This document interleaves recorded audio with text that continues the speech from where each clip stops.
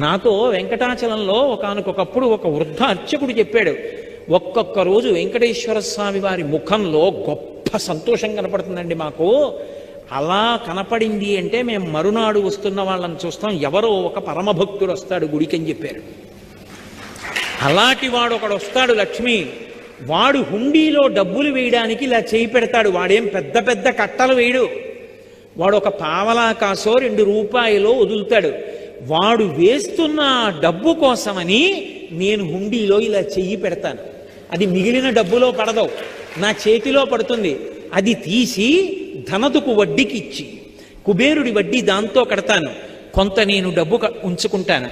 నీకో చమత్కారం చెప్పనా, ఇంతమందికి ఇచ్చేవాణ్ణి పరమభక్తుల డబ్బులతో జీవనం గడుపుతూ ఉంటాను. వింతలేల చెయ్యుచుండెదను కొండ మీద. ఆశ్చర్యకరమైన పనులు ఇలాంటివి చేస్తూ ఉంటాను. కలియుగంలో